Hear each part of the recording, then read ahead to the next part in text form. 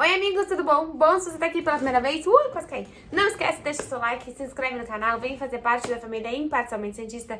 E bom, abemos o executivo de futebol, vamos fazer aí um pré-jogo com informação, né? Pré-jogo sempre tem informação, né, gente? Aqui vocês sabem que no meu canal sempre a gente tem as nossas informações dos nossos setoristas favoritos. Então, bom, hoje aí o UOL soltou um pouquinho antes aí até do Santos soltar que temos um novo executivo de futebol. O nome dele é Nilton Drummond, mais conhecido como que era? Chumbinho. É isso, temos um novo executivo de futebol com o apelido de Chumbinho, ao invés de você entender se isso é promissor ou se não é promissor. E ele foi aí escolhido como novo diretor de futebol do Santos. O Santos tinha tomado 2 nãos, né, de 2 outras pessoas aí que o Santos entendia que seriam bons diretores executivos de futebol. Acho que um até ex-Inter também, um outro MLS também. Eram nomes até um pouco mais ousados. O Santos acaba optando por esse nome. É um cara que foi muito vitorioso no Internacional, né, tem até teve uma frase aqui do UOL. Drummond teve seu melhor trabalho no Internacional, onde foi campeão do mundo e da Libertadores, além da Recopa e de 7 vezes campeão gaúcho. Então, assim, de regional ele entende. Acho que é interessante, o currículo dele é interessante, mas aí, por outro lado, também ele teve passagens não tão bacanas na Chapecoense, no Vasco, acho que até no Vitória também. Ele tem passagens de vários outros times do Brasil. E acho interessante também que ele traz a questão de, em 2011, né, então isso faz tempo, ele julga um pouco de modismo essas contratações de técnicos estrangeiros. Por mais que ele até trabalhou contra os técnicos estrangeiros nos times que ele estava, ele foi vitorioso no próprio Curitiba, que se não me engano tinha um técnico estrangeiro quando ele estava lá, e também ele, provavelmente ali na gestão dele, ou perto da gestão dele, que viu o Inter trazendo o Miguel Ángel Ramírez, né, que era até umas possibilidades que o Santos queria na época, e também acabou não dando certo no Santos. Acho interessante aqui, se eu não me engano, é da matéria...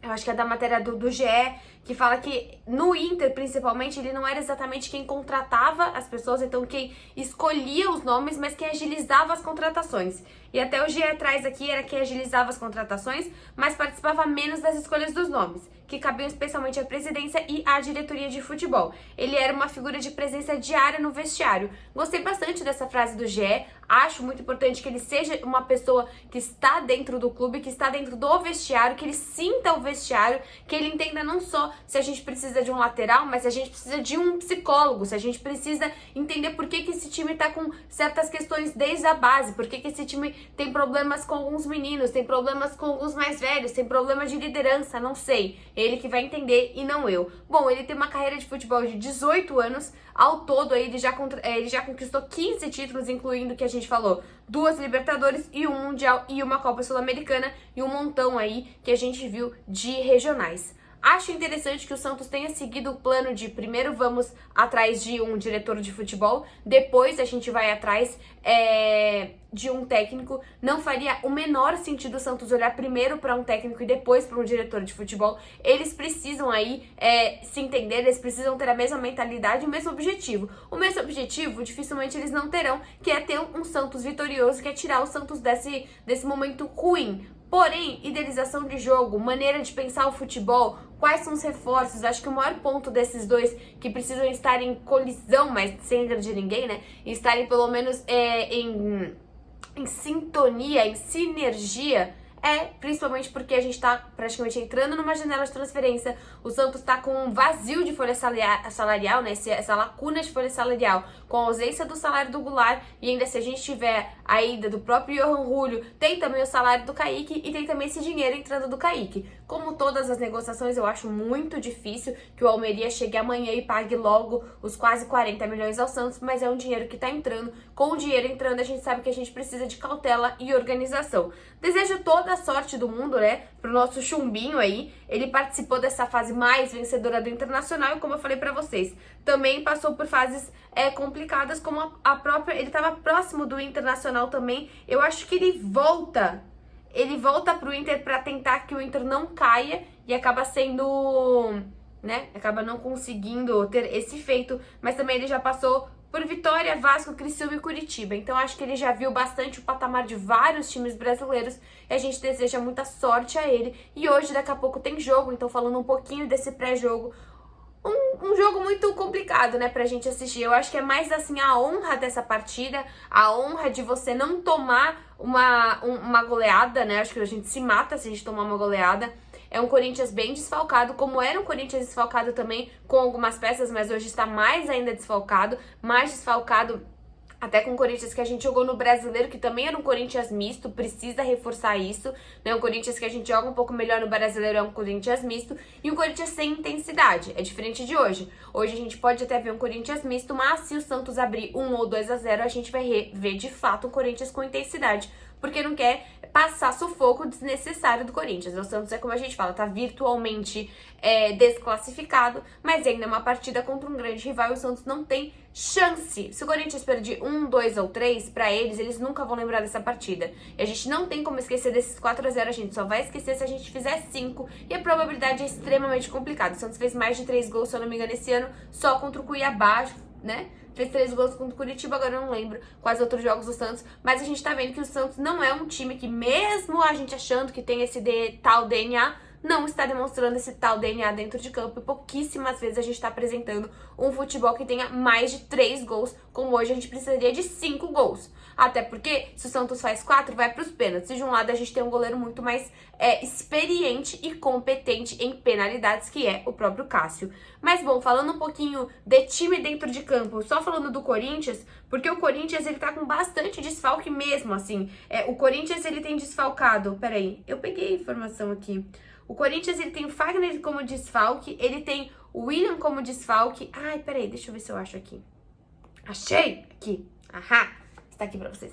O Corinthians ele tem Fagner como desfalque, o Michael também já tava, o Renato Augusto, que acaba jogando pelo Santos agora, também é um desfalque. O William trata algo no ombro, o Júnior Moraes também, o Mantuan está de malas prontas para ir pro Zenit. E o Luan tá lesionado, mas também o Luan provavelmente não jogaria. E o Piton tá com suspeita de fratura no dedo do pé. Então, assim, o Corinthians tá bem lesionado, o DM do Corinthians tá bem cheio. E o DM do Santos tá muito menos cheio. Na verdade, o DM do Santos hoje só tem o Lucas Pires, porque o Zanocelo, na verdade, está ausente da partida. Porque, obviamente, foi suspenso, né? Vocês lembram muito bem que a gente jogou com 1 a menos na partida de ida, o que piorou demais o desempenho do Santos. Até porque 3-0 é um pouco mais reversível do que 4-0, que foi o que aconteceu depois da saída do Zanocelo. Então, de um lado, a gente tem um Corinthians com Cássio, Rafael Ramos, Gil, Roberto, Renan e Bruno Melo. Você vê que a parte defensiva é bem mista. Do Queiroz, Rony e Juliano, já é um meio de campo um pouco melhor e mais experiente do Corinthians. E aí na frente o Adson, o Mosquito e o Roger Guedes. O Roger Guedes sempre acaba enchendo o saco no bom sentido de ser um centroavante que incomoda a outra equipe. E do nosso lado, eu tô trazendo o Corinthians, eu nunca trago outro time, porque eu acho legal, porque é a terceira vez que a gente joga com o Corinthians em menos de um mês. Então é legal que a gente tem um parâmetro dos times Corinthians que estamos jogando pra saber avaliar e pra saber comparar e pra saber analisar e ter uma noção do que o Santos poderia ter feito melhor, analisando que são times diferentes, por mais que sejam 3 Corinthians. E aí do nosso lado, que eu sempre falo pra vocês, não é um time ruim, porque a gente tem João Paulo, Madison, Michael, Eduardo Bauer e Felipe Jonathan. É o melhor que a gente tem hoje, até considerando que o Lucas Pires não tá na melhor fase, então nenhum desfalque. Fernandes, Camacho e Léo Batistão. Aí hoje a gente optando pelo Camacho por conta da ausência do Zanocelo. E talvez até a gente possa ver um Sanches entrando nesse meio de campo. Ângelo, Braga, no caso, Ângelo, Braga e Marcos Leonardo. Que como a gente já falou aqui várias e várias vezes. O Batistão eu falei, senão você tá achando que a gente tá jogando com 10, né? O Batistão tá ali também. E aí a gente tem aí o nosso ataque também. 4 no ataque, que também não é um ataque ruim. Esse time tá longe de ser um time que merece tomar 4-0 de qualquer equipe, mas é um time que de fato não vem fazendo, não vem performando assim, pifiamente em vários jogos. De fato é um Santos sem muita... Putz, é difícil, porque é um Santos que tenta, mas é um Santos sem efetividade. Vamos esperar que hoje é o jogo de honra do Santos. Precisa fazer uma boa partida. Dificílimo, 2% aí, igual colocaram hoje no programa da ESPN, 2% de chance. 1% por ser futebol, outro por cento por conta da camisa do Santos, mas sempre existe a chance, porque futebol tá aí, milagres estão aí para acontecerem, barreiras estão aí para a gente destruir. Então que o Santos faça uma boa partida e boa sorte ao nosso executivo de futebol. Um beijo, tchau, até daqui a pouco, até a noite, beijocas.